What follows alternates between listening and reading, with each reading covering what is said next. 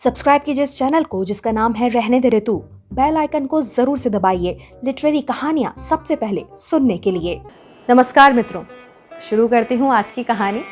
ये कहानी जरा सदियों पुरानी है। हुआ यूं कि मगध के सेनापति आचार्य चाणक्य से मिलने के लिए पाटलिपुत्र पहुंचते हैं।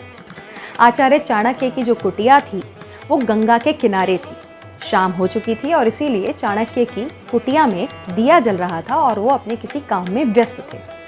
जैसे ही सेनापति उनकी कुटिया में आते हैं तो उन्हें प्रणाम करते हैं।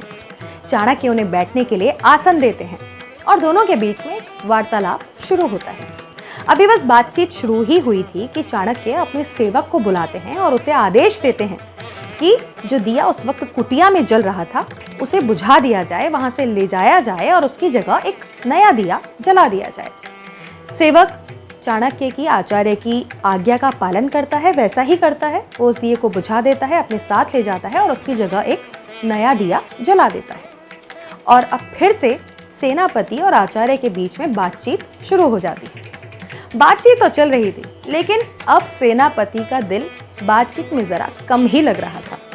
कारण ये था कि वो दिल ही दिल में परेशान हो रहे थे। एक उलझन थी, एक समस्या थी कि आखिर ऐसी क्या बात थी कि आचार्य ने मेरे आते ही इस दिए को बुझवा दिया। ऐसा क्यों किया? अब उनसे रहा नहीं जा रहा था। उन्होंने आचार्य चाणक्य से पूछ ही लिया, आचार्य मुझे माफ़ कीजिएगा, लेकिन मैं आपसे बात नहीं कर पा रहा हूँ क्योंकि दिल ही दिल में एक उलझन है, एक समस्या है, एक शंका है। पहले आप उसका निवारण कीजिए आचार्य।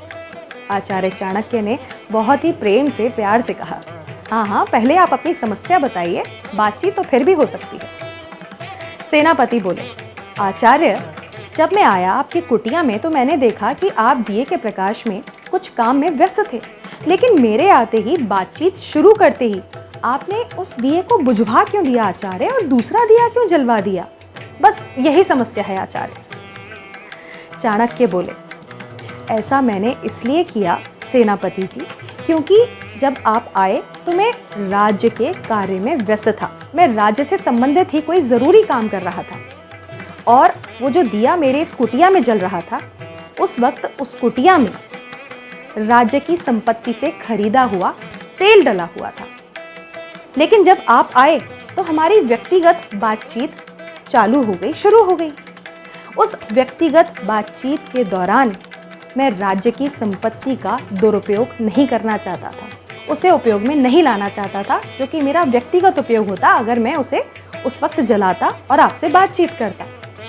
लेकिन अब जो मैंने दिया जलवाया है, इस दिए में मेरी खुद की धन से, मेरे खुद की धनराशि से खरीदा हुआ तेल डला हुआ है, इसलिए मुझे सुकून है और कोई समस्या नहीं। बस इतनी सी ही बात। ओह माय गॉड, क्या लेवल था उस जमाने के लोगों की मॉरल वैल्यूज का, नैतिक मूल्यों का। हमारे देश के एक सामान्य से दफ्तर से लेकर के इस देश के सबसे बड़े कार्यालय तक, अगर इन नैतिक मूल्यों का, अगर इन मॉरल वैल्यूज का पालन किया जाए, इनको फॉलो किया जाए, तो शर्तिया इस दुनिया की ऐसी कोई ताकत नहीं है जो हमारे देश का नाम विश्व मानचित्र पर नंबर 1 पर आने से रोक सके।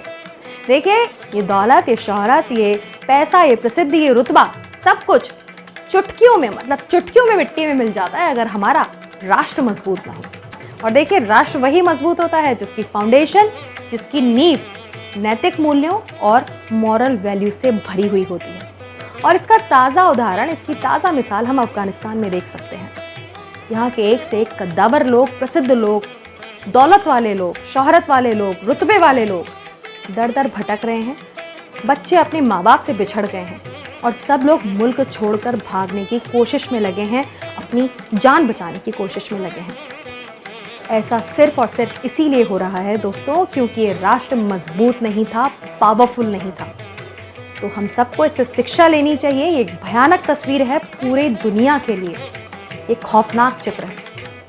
हम सबको इसी दिशा में काम करना चाहिए कि मॉरल वैल्यूज़ को हम हमेशा हमेशा के लिए अपना लें, उन्हें अपना बना लें और अपने राष्ट्र को पावरफुल बना सकें, उसे ताकतवर बना सकें, इस पर फक्र महसूस कर सकें, गर्व महसूस कर सकें और खुद के साथ साथ पूरी दुनिया को भी महसूस करवा सकें। तो चलिए, फिलहाल अच्छी आशाओं के साथ मैं आपसे विदा लेती हूँ। फिर से मुलाकात करूंगी एक और कहानी को लेकर के। Till then bye bye.